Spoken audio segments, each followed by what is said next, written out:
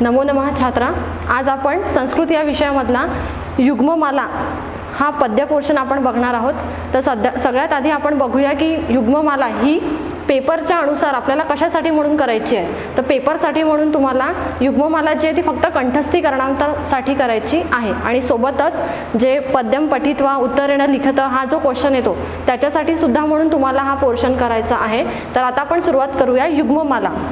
युग्ममाला म्हणजे काय, तर जोडीने येणारे शब्द। जोडीने येणारे शब्द म्हणजे काय, ज्या शब्दांमुळे एखाद्या वाक्याचं सौंदर्य वाढतं किंवा त्या शब्दांमुळे ते वाक्य अतिशय सोपी तऱ्हेने किंवा सूचकतेने आपल्याला समजत असेल। युग्ममाला म्हणजे जोड शब्द हे आपण बघितलेलंच आहे। तर सोबतच त्याचं आपण थोडं इंट्रोडक्शन बघूया। संस्कृत साहित्य शब्दयुग्मानी प्रसिद्धानी तथा, म्हणजे संस्कृत साहित्यामध्ये जे काही शब्दयुग्म आलेले आहे हे खूप जास्ती प्रसिद्ध आहे। फॉर एक्झाम्पल जसं जर आपण घेतलं तर यदा आणि तदा म्हणजे जेव्हा तेव्हा, ठीक आहे। सोबतच दुसरं एक्झाम्पल आपण जर घेतलं तर यावत किंवा तावत। याचा अर्थ काय होतो, जोपर्यंत किंवा तोपर्यंत। याच्याशी रिलेटेड आपण एक म्हण बघूया, यथा राजा तथा प्रजा। यथा राजा तथा प्रजा म्हणजे काय, जसा राजा तशी प्रथा। म्हणजे याच्यावरून तुम्हाला लक्षात आलेलं असेल की जोड शब्द म्हणजे काय, तर त्या शब्दांनी एखाद्या सेंटेन्सचं सौंदर्य वाढत असेल किंवा त्याचा उपयोग किंवा त्याच्यामध्ये येणारे व्हॅल्यूज जर वाढत असेल तर ते जोड शब्द संस्कृतमध्ये वापरले जातात। तर आता आपण पोयमकडे बघूया। फर्स्ट श्लोक आहे, यथा चतुर्भिः कनकं परीक्ष्यते निर्घर्षण छेदन तापताडने तथा चतुर्भिः पुरुषः परीक्ष्यते श्रुतेन शीलेन गुणेन कर्मणः। म्हणजे काय, ज्याप्रमाणे सोन्याची परीक्षा जर करायची असेल आपल्याला तर त्या सोन्याला म्हणजे पिवळी दिसणारी जी काही चकाकणारी वस्तू असते तिला प्रत्येक वेळी एक परीक्षा द्यावी लागते आणि त्या परीक्षेसाठी तिला 4 कसोटीतून जावं लागते। 4 कसोटी म्हणजे कोणत्या, तर निर्घर्षण। निर्घर्षण म्हणजे कसोटीच्या दगडावर घासणे, छेदन म्हणजे त्याला तोडणे, तापण म्हणजे त्याला तापवणे आणि ताडणे म्हणजे त्याला ठोकणे। म्हणजे सोन्याला जर स्वतःची परीक्षा द्यायची असेल तर त्याला स्वतःला आधी एखाद्या दगडावर घासण्याची प्रक्रिया सुद्धा करावी लागते, सोबतच त्याला छेदना म्हणजे त्याला कापण्याची किंवा तोडण्याची सुद्धा प्रक्रिया करावी लागते, तापह म्हणजे त्याला तापवण्याची प्रक्रिया सुद्धा पार पाडावी लागते आणि सोबतच ताडणही म्हणजे त्याला ठोकण्याची सुद्धा परीक्षा पार पाडावी लागते। त्याप्रमाणेच पुरुषाला सुद्धा 4 प्रकारे परीक्षा द्यावी लागते। ती कशी, जर एखादा माणूस किंवा एखादा पुरुष तो उत्तम आहे की नाही हे जर आपल्याला ओळखायचं असेल तर त्याला 4 परीक्षांमधून जावं लागतं। ते म्हणजे श्रुतेनं। श्रुतेनं म्हणजे शिक्षण, की त्याचं शिक्षण किती झालेलं आहे, शीलेनं म्हणजे चारित्र्य, त्याचं चारित्र्य कसं आहे, गुणेनं म्हणजे सद्गुण म्हणजे त्याच्यामध्ये कोणते कोणते वेगवेगळे सद्गुण आहे, सोबतच कर्मणः। कर्मणः म्हणजे त्याच्यामध्ये त्यांनी कोणते कोणते कार्य कसे केलेले आहे। या 4 प्रकारातून पुरुषाची परीक्षा केली जातेच। म्हणजेच आपल्याला याच्यातनं काय बघायचं आहे की ज्याप्रमाणे सोन्याची परीक्षा ही घासण्याने, कापल्याने, तापवण्याने आणि ठोकण्याने केली जाते, त्याप्रमाणेच पुरुषाची सुद्धा परीक्षा ही शिक्षण, चारित्र्य, सद्गुण आणि कार्य या 4 प्रकारातनं सुद्धा त्याची परीक्षा घेतली जाते। आता या श्लोकामध्ये येणारे आपण काही व्याकरण पोर्शन बघूया, जसं की कनकम आणि पुरुषः। कनकम आणि पुरुषः जर आपण या शब्दांचा विचार केला तर हे शब्द नामह सुद्धा आहेत आणि सोबत प्रथमा विभक्ती याच्यामध्ये सुद्धा हे आलेले आहेत, ठीक आहे। त्याच्यानंतर आहे परीक्षते। परीक्षते हा वर्ड जो आहे हा क्रियापद म्हणून सुद्धा आपण लिहू शकतो आणि सोबतच हा लट लकारसाठी सुद्धा आपण हा वापरू शकतो, ठीक आहे। त्याच्यानंतर आलेले आहे तृतीया विभक्तीचं वर्ड, ताडनैहि श्रुतेनं शीलेनं गुणेनं कर्मणः। हे जे वर्ड आलेले आहे हे आहे तृतीया विभक्ती।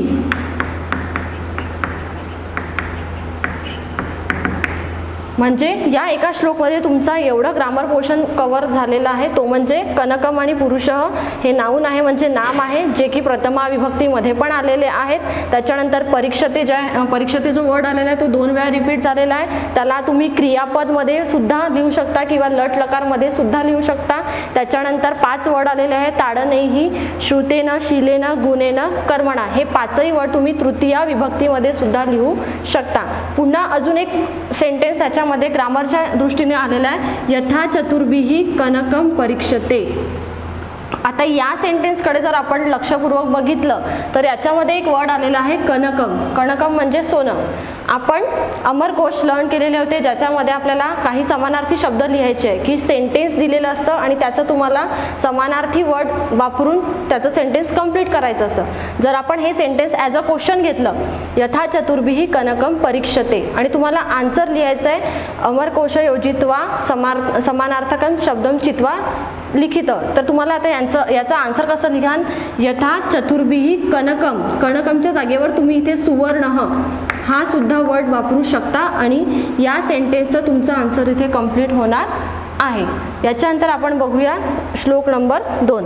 यत्र विद्वज्जनो नास्ति श्लाघ्यस्तत्र अल्पाधीरपि निरस्तपादपे देशे एरंडो अपि द्रुमायते. म्हणजेच काय, ज्या ठिकाणी विद्वान माणूस नसतो म्हणजे एखादा सामान्य बुद्धीचा जर माणूस त्या ठिकाणी अवेलेबल असेल आणि उत्तम बुद्धीने असणारा माणूस जर तिथे नसेल, तर तिथे तो सामान्य माणूस असणारा जो व्यक्ती आहे तो सुद्धा प्रशंसनीय ठरला जातो. सामान्य म्हणजे खूप त्याला जास्त गोष्टीचं नॉलेज नाही आहे असं जर व्यक्ती काही एखाद्या ग्रुपमध्ये अवेलेबल असेल तर तो तिथे खूप जास्ती हुशार समजला जातो. त्याचं एक्झाम्पल दिलेलं आहे, निरस्त पादपे देशे एरंडो अपि द्रुमायते. म्हणजे ज्या भागांमध्ये वृक्षांचा अभाव असतो त्या भागामध्ये जर एरंड हे झाड आपल्याला दिसत असेल तर तिथे लोक त्या एरंडीच्या झाडाला वृक्ष समजतात. आता वृक्ष आणि झाड याच्यामधला फरक काय, वृक्ष म्हणजे जे मोठे असतात, फॉर एक्झाम्पल पिंपळाचं वृक्ष असतं, वडाचं वृक्ष असतं, आणि एरंडीचं जर आपण झाड घेतलं तर ते छोटंसं झुडूप किंवा छोटंसं झाड असतं, त्याला आपण वृक्ष ही परिव्याख्या देऊ शकत नाही. म्हणून इथे असं म्हटलेलं आहे की ज्या ठिकाणी विद्वान नाही आहे पण सामान्य बुद्धीचा माणूस जर आलेला असेल तर तो त्या ठिकाणी प्रशंसनीय ठरतो. त्याच प्रकारे एखाद्या भागामध्ये जर वृक्षांचा अभाव असेल आणि तिथे एक छोटंसं एरंडाचं झाड जरी निघालेलं असेल तरी तिथे त्याला ती वृक्षाची परिभाषा मिळालेली असते. आता याच्यामध्ये आलेले काही वर्ड्स आहेत, विद्वज्जन. याला जर आपण ॲज अ ग्रामर किंवा संधीमध्ये घेतलं तर त्याचा वर्ड होतो विद्वज्जनः प्लस न. त्याच्यानंतर आहे श्लाघ्यस्तत्र अल्पाधीरपि. त्याची संधी केली तर काय होते, श्लाघ्यः तत्रः अल्पधीः प्लस अपि. सोबतच आहे एरंडो अपि म्हणजे एरंडः प्लस अपि.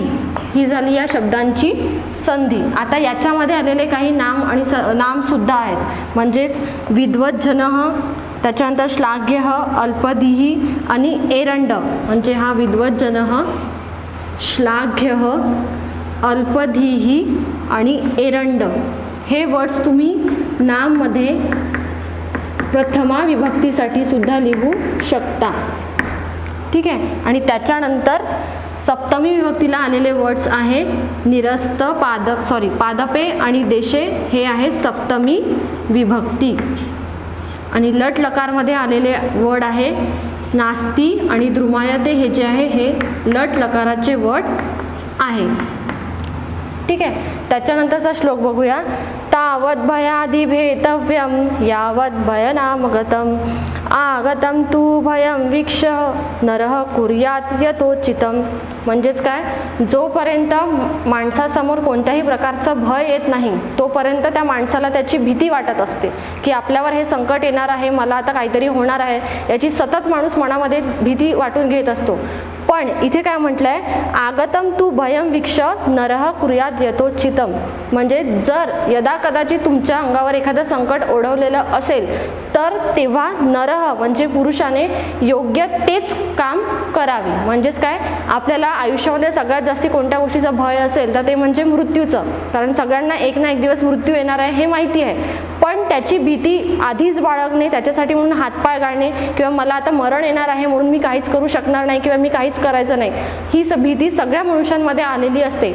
पण जर त्याच याच्यामध्ये एखाद्याचा ॲक्सिडेंट झाला किंवा कोणतीही गोष्ट त्याच्या लाईफमध्ये झालेली असेल तर त्याची आपण फक्त भीती बाळगून राहू शकत नाही. कारण ॲक्सिडेंट झाल्यावर आपण फक्त रडत बसणार आहे किंवा मी आता मरणार आहे, आपण असं भीती बाळगून बसू शकत नाही. तर त्याच्यावर आपण लगेच काहीतरी फर्स्ट एड बॉक्स आहे किंवा हॉस्पिटलमध्ये किंवा लगेच त्याच्यावर ॲक्शन करायला पाहिजे, कारण तुमच्यावर ते संकट ओढवलेलं आहे.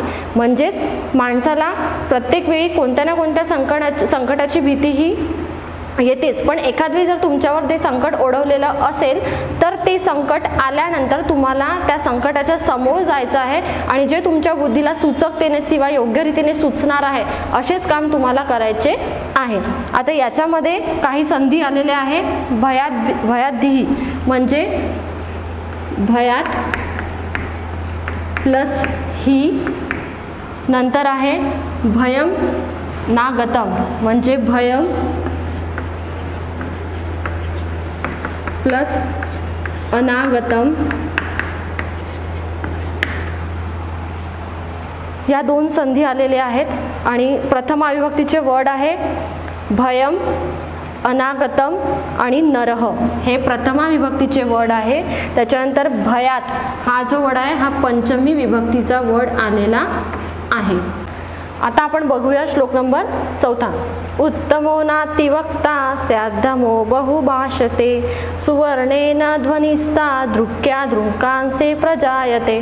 म्हणजेच या श्लोकमध्ये काय सांगितलेले आहे की उत्तम जो व्यक्ती असतो तो फार असा बडबड करत नाही, पण त्याच्याच कंपॅरेटिव्हली जो अधम व्यक्ती असतो, अधम म्हणजे हलक्या प्रतीचा किंवा नीच व्यक्ती म्हणजे कमी बुद्धीचा जो व्यक्ती असतो तो नेहमी सतत बडबड करणारा असतो. त्याच्याशी रिलेटेड एक असं उदाहरण दिलेलं आहे की ज्याप्रमाणे काशांचा आवाज होतो, काशाचा म्हणजे ब्रॉन्झ जे कॉपर आणि टीन या एलिमेंट्सपासून तयार झालेला एक नवीन एलिमेंट्स असतात त्याला आपण ब्रॉन्झ असं म्हणतो.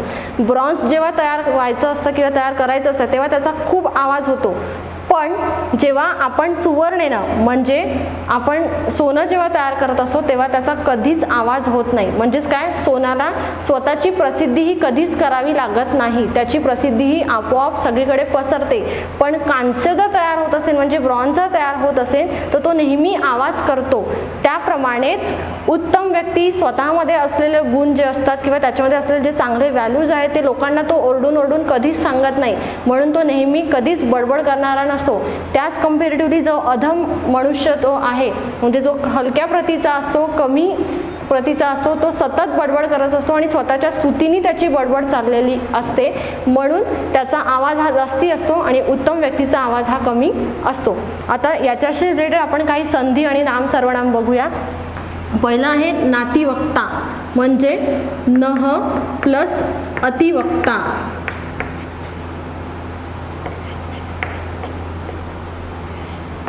नंतर आहे स्याद्धमो म्हणजे स्यात् प्लस अधमः.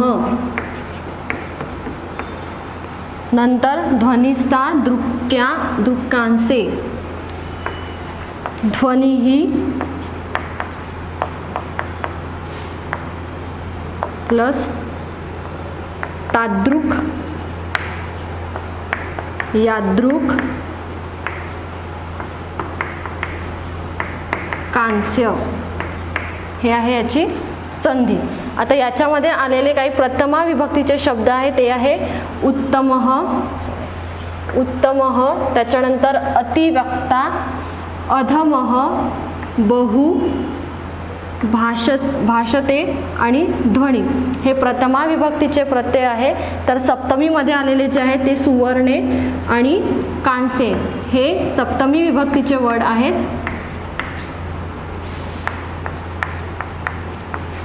आणि लास्टमध्ये जे क्रियापद आलेलं आहे भाषते, प्रजायते हे क्रियापद आहे जे लट लकारामध्ये आपण वापरतो.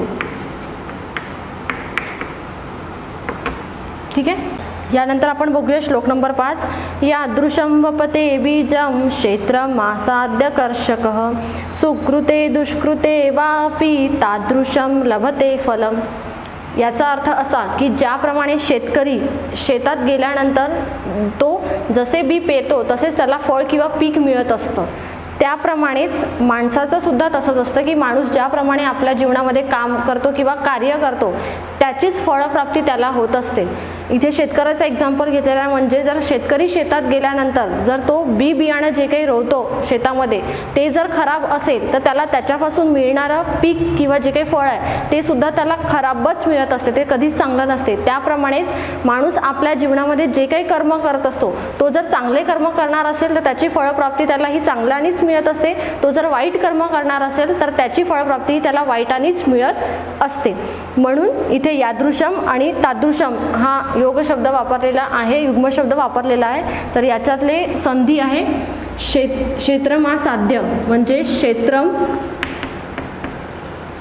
प्लस आसाद्य,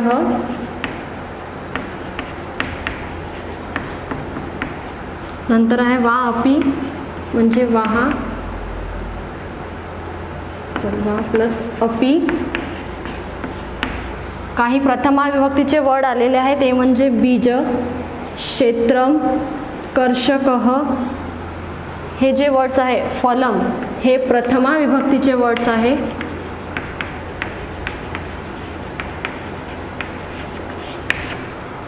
सुकृते आणि दुष्कृते हे सप्तमी विभक्तीचे वर्ड आहेत. त्याच्यानंतर या श्लोकामध्ये वपते आणि लभते हे लोट लकाराचे प्रकार आलेले लट लकाराचे प्रकार आलेले आहे. तर अशा प्रकारे ही जी पोएम आपण घेतलेली आहे याच्यामध्ये फक्त युग्म शब्दांचा वापर करून आपण प्रत्येक चांगल्या गोष्टींचं युटिलायझेशन आपल्याला याच्यातून शिकायला मिळालेलं आहे. तुम्हाला ही पोएम समजलीच असेल. थँक्यू.